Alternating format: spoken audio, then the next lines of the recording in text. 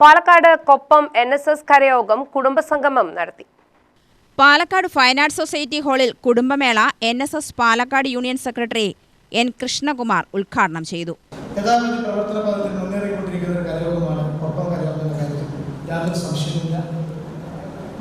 അത്തരം പ്രവർത്തനങ്ങൾ നടത്തുന്ന കരയോഗത്തിന്റെ ഭരണസമിതിയെയും വനിതാ സമയത്തിന്റെ ഭരണസമിതിയെയും കരയോഗ അംഗങ്ങളിലെല്ലാം അഭിനന്ദനങ്ങൾ രേഖപ്പെടുത്തുവാൻ ഈ അവസരം ഞാൻ ഉപയോഗിക്കുന്നു. നായർ സർവീസസിന്റെ പ്രവർത്തനത്തെക്കുറിച്ചൊക്കെ അറിവുള്ളവരാണ് നിങ്ങൾ ഓരോരുത്തരും എന്ന കാര്യത്തിൽ യാതൊരു സംശയമില്ല. എങ്കിലും ഒന്ന് രണ്ട് കാര്യങ്ങൾ മാത്രം ഈ അവസരത്തിൽ നിങ്ങളുമായി പങ്കുവയ്ക്കാനാണ് ഞാൻ ഈ അവസരം ഉപയോഗിക്കുന്നത്.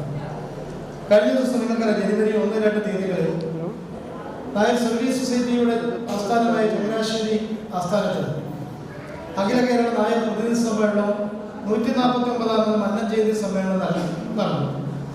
ഞങ്ങൾ പലരും ആ സമ്മേളനത്തിൽ ഭാഗവാക്കുകളായിരുന്നു.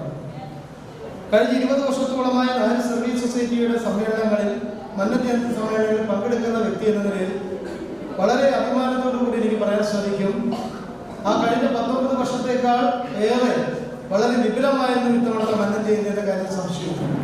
കരയോഗം പ്രസിഡന്റ് സോമസുന്ദരൻ അധ്യക്ഷത വഹിച്ചു. Vice president K. ശിവാനന്ദൻ മുഖ്യാതിഥിയായി.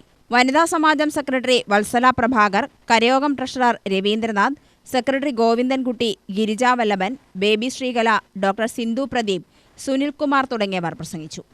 UTV news, Palakkad.